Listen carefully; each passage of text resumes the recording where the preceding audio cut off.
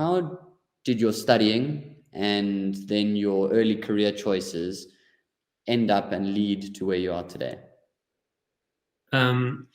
So I studied in Cape Town, South Africa. I guess I was a generalist when I was in school. I didn't really know, there was no one particular thing that stood out as me being better at than any of the others. I always got a lot of plaudits for my mathematical and abilities more than anything else, but I didn't really get a lot of fulfillment out of that. So without much of a better idea, and I was quite young when I went to university. I just turned 17. I went and studied the CA route, the Chartered Accounting route at UCT, because it was one of the best in the world, and I didn't really know what else to do. Four and a bit years down the line, I had to write a few supplemental exams because it turned out I was useless at auditing. I could pass most things, but when it came to auditing, my brain's just not wired that way. I failed that a couple of times. I eventually got through and passed, and I was going to sign my articles, so the internship that you do with a big firm before you get your CA qualification. And I went to the offices to sign, and I just realized I was going to be miserable for another 3 years. So then I turned around, I hopped in my car, I went to UCT, and I signed up for a postgraduate diploma in marketing. And the reason I chose marketing, well, firstly, there was a bit of an adjacency to finance. It was in the commercial field. I figured most people in marketing are not good at the quantitative side of things, and I was, and not at the rigor that you learn in the CA side of things, where Stephen, you studied it as well. You know how painful it is having to memorize these enormous textbooks and making sure you know the smallest, tiniest detail from the ground up. So I thought, in that sense, in the broader category of marketing, it would let me be the tallest pygmy. But the main reason was I was miserable, and I looked at people who studied marketing, and they looked colorful and they looked like they had fun. And that was what was missing in my life at the time, so I decided to do it. So yeah, I studied marketing, and then I ended up finding it very easy after doing the CA route. Very enjoyable as well, very fulfilling. And then a year after doing that postgrad, I started off at the digital agency Quirk, and then started in the career proper, per se. Then. And how did that end up with where you are now? Then that was, I know you spent how long at Quirk? I started off, it was a terrible office in Woodstock, where on my first week there, I was working late into the night, and part of the ceiling fell onto the desk next to me. It didn't have any carpets. It had a concrete floor. Your knees would get cold from the cold. Your knees would ache from the cold coming up through the floor. It was, when my friends saw this, they all went, "What the hell are you doing?" So I started off there as an intern. I was actually pretty terrible as an intern. And then I started working in client services. I was spending my time between client services and working on a product that Quirk had made called Brand's Eye, which is now its own business in South Africa, a social listing tool. And the job title didn't exist at the time, but essentially I was a product manager there. Employee number one. And then I decided to go more into client services side of things. The guys who'd started Quirk had one person working out of the London office, and through him we got an opportunity to pitch for Warner Brothers, which I helped prepare the pitch and deliver it. We won. I then started looking after all of our international accounts, and I moved over to join the very tiny London team. What I then found was that we were a sales and client services team in London, so we would outsource our work to South Africa, to the team in South Africa, because it was more or less the same time zone, same language, cheap. It made a lot of sense. What we then found was that in South Africa, we knew more than anyone about digital marketing. In London, we knew less than anyone. So outsourcing stuff to the South African market just wasn't working for us. So I then set about setting up the different teams in London to deliver as well. Eventually, I took over the business, the agency. We got bought by WPP, and then I suddenly was working with J. Walter Thompson and a 2,500 person digital agency. I left there and I joined a startup management consultancy for 3 years. which is more classical marketing. So I did advertising at JWT, but that's a very, very tiny sliver of marketing. In the management consultancy, we did the more strategic things around marketing, from market segmentation to market sizing to positionings to portfolio strategies, category strategies, some level of organizational design, etc. And now I'm knocking on the door of Facebook, having gotten tired of management consultancy PowerPoints. Nice. And there's no ways everything went well in that whole journey. There must be mistakes. What mistake during that whole journey would you say became your biggest lesson? Probably the easiest one is my boss when I left Quirk, Rob, who I suppose talking to everyone at DMAT, so Rob said this to me, and given that it came from him, it was probably reflects how accurate it is, which I was too loyal, and I probably should have left a long, long time before I did. But I was trying to get the business over the line, and I felt a lot of other responsibilities. I think you can only take your career so far within any single place. Where you decide to have your career is often far more important than the career you decide to have. What has been the biggest change that you've seen, or some of the changes that you've seen in digital in the last 5 years? And then if you had to give us a prediction of some things that may happen in the next 5 to 10, what would you say? So the first big change was where talent went, digital talent went. Back in the days, like this is not the last 5 years, but 15 years ago, all digital talent was in agencies. That's not the case anymore at all. If you want real talent, you're not going to find it at agencies. There's been a whole moving in-house, and rather what agencies are doing, or the good agencies are doing, either they're running projects for building websites, so there's stuff that a client's not going to need on a regular basis. So like a website as an example, but in terms of like digital marketing of SEO, social media, paid content, etc., the daily stuff, all of that is moved in-house. So in that space, agencies are now helping build and embed capabilities into clients. There's also been a move from buying agency time to buying software and solutions. Things like HubSpot, Salesforce, Boomerang, God knows, you can. Yeah. None of these used to exist not to the degree that they do today. In terms of where it's going, I think huge changes are afoot. The industry has been going through something called the cookie apocalypse. With basically I'm gonna quote Galloway on this, that the world is bifurcating into Android and iOS. What that means is you have people who are looking for premium services and they're going to pay a shitload for that, and people who are looking for affordable accessibility. If you're not going to pay for affordable accessibility, you're going to get it by exchanging data.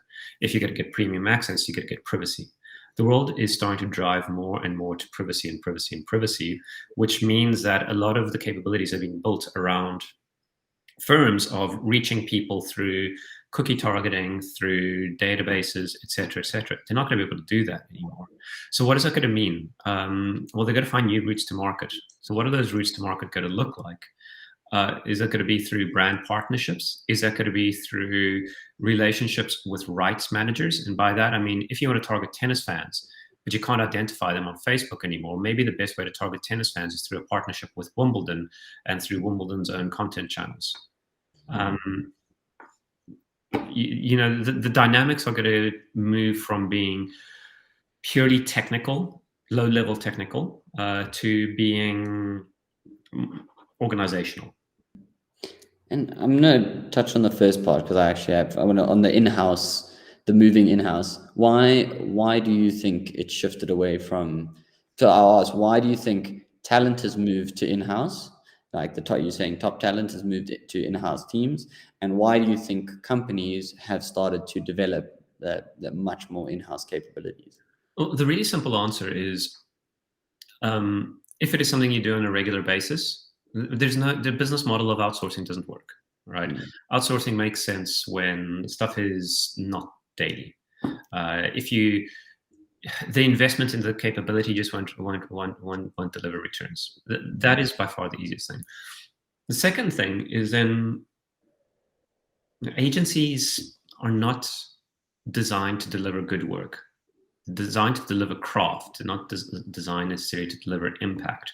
And digital is so important to businesses that they need to focus on delivering impact. The only way to do that with those critical skills is by having them internally. With, there's a lot of changes going on, but at digital in its current state, what do you think people are getting wrong within, and digital marketers are getting wrong? Very, very easy. The single biggest thing is not understanding classical marketing and not understanding business. The knowledge gap is too big between digital marketing and the rest of the business. The rest of the business will struggle to understand digital marketing. One is it's weirdly technical, but two is the stakes are not big enough. If a business had to understand SAP and the IT that sits behind it, they would force themselves to understand it because businesses are run off of it. If something had to go wrong with SEO, it'll be a pain in the ass and inconvenient, but heads aren't going to roll. But it's still annoyingly little technical little things that it's not really worth anyone getting to know. And the other way around, digital marketing doesn't understand classical marketing, doesn't understand why it's doing what it's doing. So it doesn't know how to adjust what it does by 2% to be more aligned with strategy. You see this in almost every single organization. And they don't know how, digital marketers do not know how to tailor and alter their craft to align to a different context of strategy, of a business's strategy and challenges and opportunities. It seems to be that organizations are schizophrenic. They have some parts of it which are coherent and are singing to the right tune, and other parts are just doing their own thing. And I think digital marketing is, in terms of how we define digital marketing, it's just doing its own thing.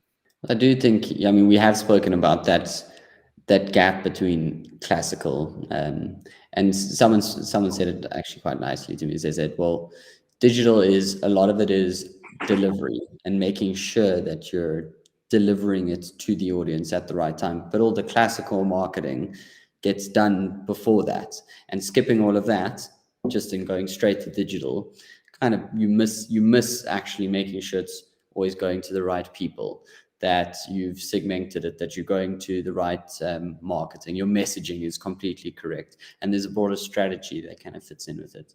And it is interesting to see that there's almost, it's like it is being pushed a bit towards digital and saying, look, you need to learn classical, but a lot of classical is saying, well, you have to learn digital. And it's like trying to balance it in between, where you're getting much more like well-rounded people that understand marketing as a whole, I would say. Yeah, I would say that the trend, because digital is a hotter topic and a newer topic, the trend is to upskill the rest of the organization in digital. I think the need, if you had to put a gun in my head, I would say stop that and start upskilling digital and classical. I think that's a far more important thing. Interesting. And then I will use the word, so I'll steal it. What do you think the biggest trend that you're seeing across digital at the moment is? Regulation, by far. Automation, moving away, basically changing the business models of digital delivery and looking for efficiencies. So that can be building internal capabilities. That's the umbrella to say that can be building internal capabilities. That can be automating stuff. That can be changing models with external suppliers. That can be IP ownership, etc. There's definitely changes that are happening and I'm trying to understand what you mean a bit more by like business models, and just the way that businesses operating within the digital context are having to adapt, and it is happening. So I think what I meant is that 10 years ago, digital was a services industry. You mentioned digital and you would think about your consultancies and agencies delivering services. That's not the case anymore. Some of that stuff has been built into tools. Some of that stuff has been built into talent. So where do you think that leaves agencies? To hyper specialize, to find a niche, which actually makes sense for an outsourcing model, from pure services to hybrids of products. So if you think of Simon Lloyd's algorithm, that's one example.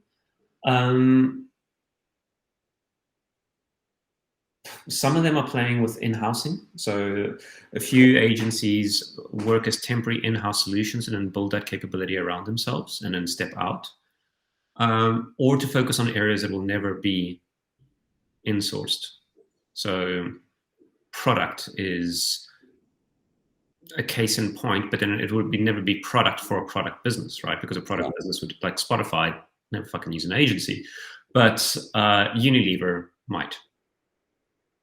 Yes. So it's about trying to find the right frequency of projects by client that doesn't necessitate it moving in-house. Something like SEO or for big corporates, why would that never go in-house? I mean, social media for big corporates should go in-house. You can outsource creativity because it's difficult having creativity in-house. So maybe you'll have a social media management as part of an external creative team.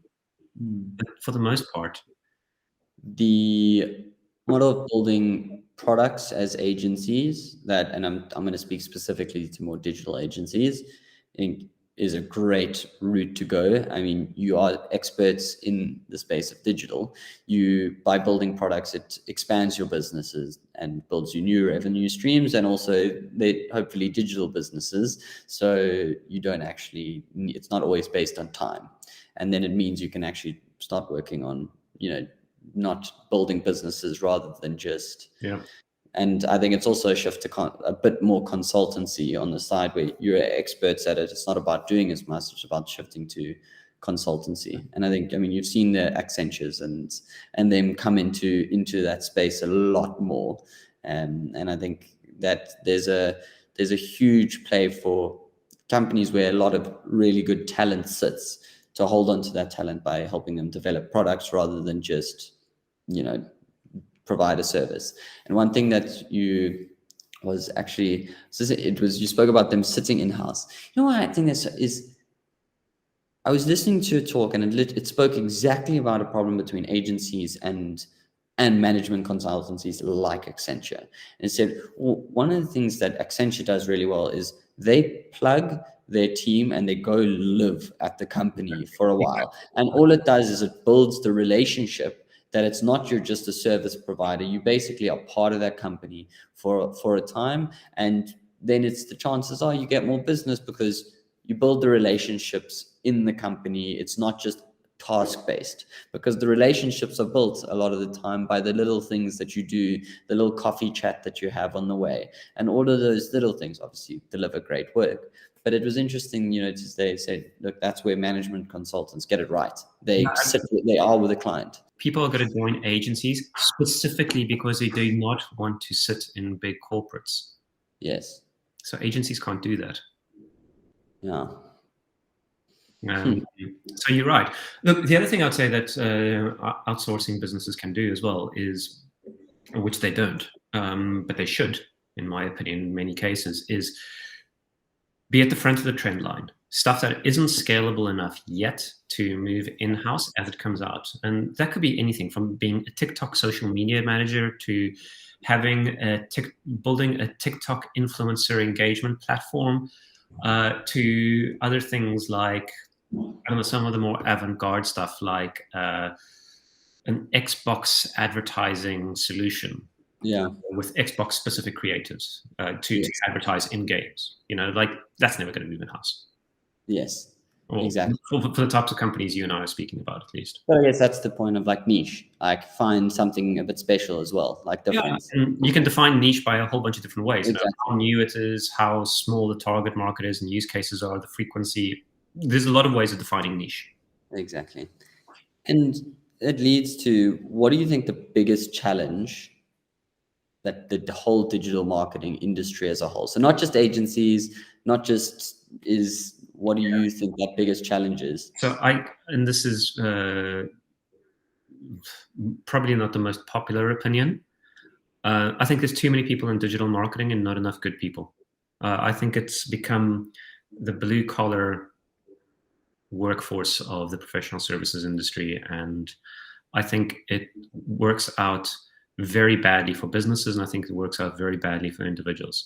There are not high enough standards of people in the business. It has become specious to the nth degree. There's no level of rigor or credibility. And if you had to come from a different industry and you look at digital marketing, you would be shocked at the low levels of talent in it. What do you think we do about that? How do we address that? And why We do you as think in that DMAT, or we as an industry? industry? I think a large part of it is about context. I think a large part of it is about integrating and not allowing for the silos that we allow digital marketing right away. Digital marketing has to understand what marketing is about. One example. Two would be like an organizational structure, et cetera, et cetera. And the rest of the organization needs to be equipped to challenge digital marketing.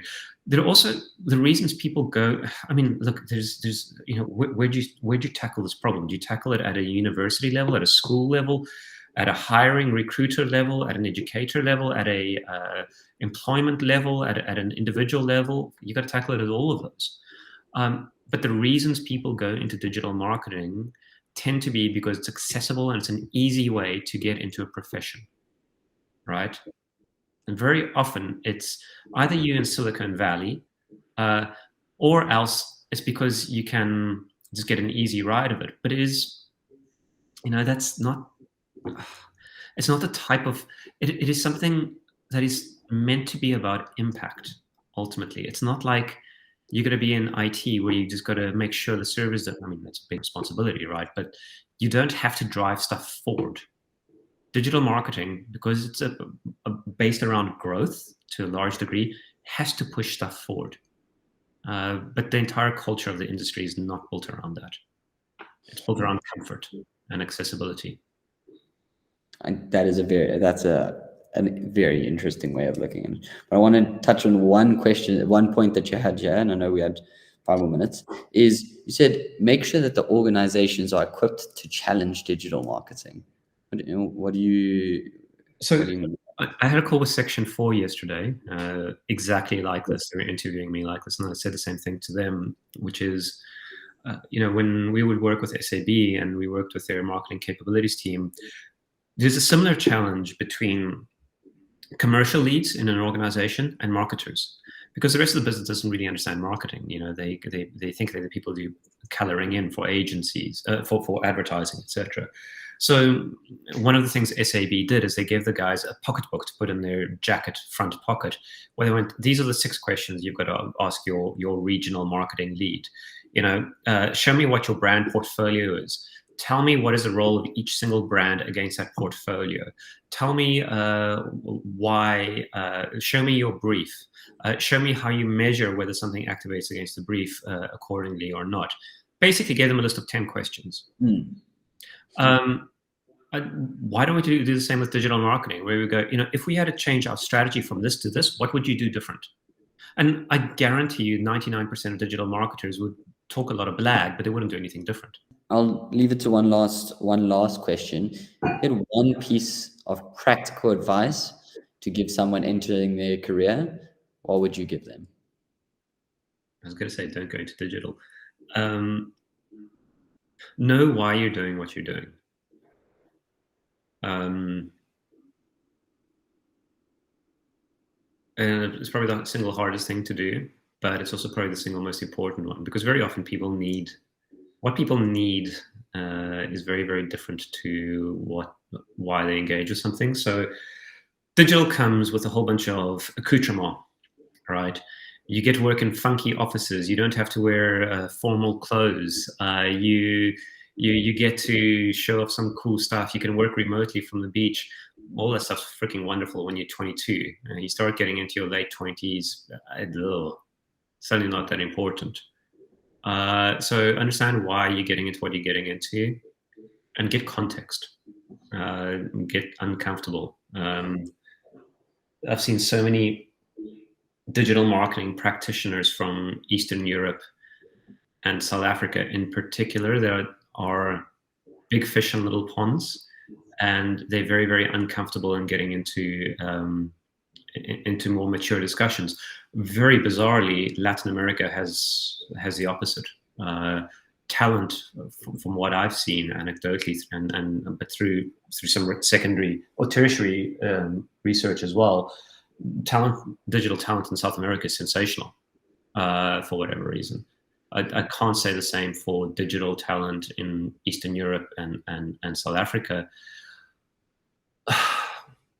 And I think the main reason for that is a lack of context. So engage outside of your departments and teams and just figure out why your department even exists and why it's doing what it's doing. Yeah, I think, look, I mean, the why question is never easy. It's not an easy one, because you almost feel like you have to try something to figure it out, to figure out if that does kind of suit your why. It's a tough one, and it's about doing it regularly, right? You don't have to answer the question, but you have to question it, or pose the question at least. Exactly. And look, I think everyone gets caught in everyone, maybe I'm self-projecting, is people do get caught in look, you've got to have a job to earn money, to pay your rent. And that's the rat race. And but there's something more to it than that. And it doesn't always need to come through your work, and that's why I'm all for people who want a job that gives them more flexibility, because they want to spend more time with their family and their kids and their friends. Like I get that. It doesn't always have to be all about work. But at the same time, I think it's very easy to lose context of in terms of what's possible when you start working in digital marketing. I mean, not to toot my own horn, but like I probably earned triple what I thought I was going to earn when I started working in digital marketing. I have a much better work-life balance than I ever did before. I find what I do far more rewarding than I did when I was younger. The Wall Street Journal is constantly doing research into the most stressful jobs in the world.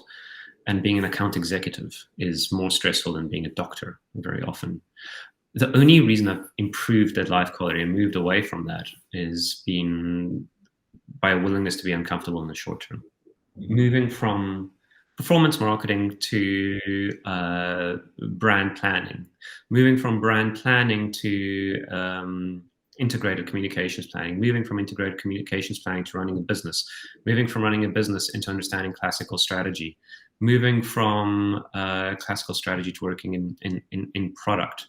Yes. Those are essentially 6 or 7 different jobs that I've had to.